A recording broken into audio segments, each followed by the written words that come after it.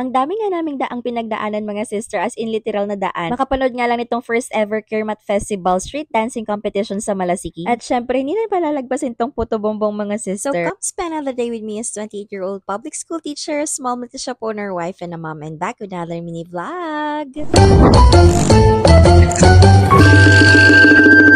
January 22 mga sister, Wednesday nga niyan. Syempre, hindi mawawala ang parada mga sis kapag may fiesta. After work nga mga sister, ay umalis na nga rin ako agad kasi nga magdasara nga ang mga daan. Diba? Sino ba naman ang gustong ma-stuck sa traffic? Charing. Sa bugtong pa nga lang mga sister ay na-checkpoint na nga kami. Since yung bahay nga namin mga mima ay madadaanan talaga ng parada, binilisan na nga ng asawa ko para hindi namin masalubong yung parada mga mima. So ayun, may mga dinaanan kami mga sister pero hindi ko na nga nakuhanan ng video. Pero at least bago pa nga dumaan sa street namin mga sister ay nakauwi na nga kami at nakapagmerienda pa nga. Actually mga sis, nung isang araw pa nga excited si Amira dito sa parada. At sabi ko pa nga kay auntie ninyo ay matulog nga siya para makapanood siya. Yung street dancing competition nga kasi mga sister ang highlights nito. Since ito nga ang kauna-unahang Kirmat Festival sa Malasiki mga sis. Siguro mga sister medyo palaisipan sa inyo kung bakit nga Kirmat Festival. Kasi nga yung lasis sa Malasiki mga sister ay ibig sabihin lightning o di kaya kidlat, which is Kirmat nga sa Pangasinan. Pero ayun, most of my kababayans mga sis, wow, kababayans, charing. Medyo confused nga sila kung bakit nga Kirmat. Let's do research mga sister. Nandun naman sa Google lahat ng mga informations na kailangan natin. Itong street dancing competition nga mga sister ay consist of 7 clusters if I'm not mistaken. So ayan, may mga barangay nga na nagsama-sama mga sis. Kasi nga mga mima, ang daming haring barangay dito sa Malasiki. At kung 1 entry per barangay mga sister, baka siguro 2026 na tayo matatapos, char. Yung cluster 1 nga mga sister, ayan, bigay na bigay nga agad. Nung nanood nga ako sa live mga sister, parang 4 months nga ata in the making itong Kirmat Festival. Pero ako nga mga mima, January ko na nga nalaman ito. Lahat nga ng participants mga sister, ayan, todo bigay nga. And ang ganda nga ng mga costumes nila mga sis. Actually mga mi, hindi nga ako masyado nakapag-take ng video niyan. Wala lang, gusto ko lang talaga manood, charing. Tapos medyo pagoda pa sa work, ganon.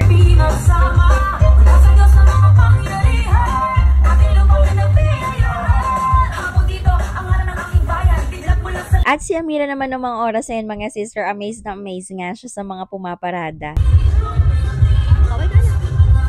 And ayun mga mima, ngayon nga lang ako ulit nakapanood ng parade ng town fiesta namin since nga may pasok ako sa Kalasyaw and usually morning nga ginagana. Pero this time nga mga sister ay hapon na. So after nga dumaan ng parada sa amin mga sister ay nagpahinga lang muna ako. Since sabi nga namin ng asawa ko ay sisilip nga kami dun para manood nga ng mga sayaw na prepare nila. Kaso mga mima, mas maganda nga ata talagang manood sa Facebook live kesa sa live, charing. Kasi nga ganito ang scenario mga sister. Madami nga tao tapos hindi mo na nga makita yung pinapanood mo. And kinabukasan mga sister, ayan, January 23 nga. Grand Coronation Night nga ng Miss Malasiki 2025. Pero ayun, hindi naman kami manonood mga sis, share ko nga lang yun, charing. Bibili nga lang kami ng puto bumbong mga sister kasi minsan nga lang sila magbenta dito during fiesta nga lang. Mga mi, for only 60 pesos, grabe, sulit na sulit mo na nga yan. 4 pieces na nga yan mga sister, tapos may yema, tapos may nyog pa yan. With matching cheese at saka condensed milk pa, o diba? Talaga nga namang sulit yung ibabayad mo mga mima. Located nga sila sa may tapat ng palengke mga sister, doon sa tabi ng plaza namin.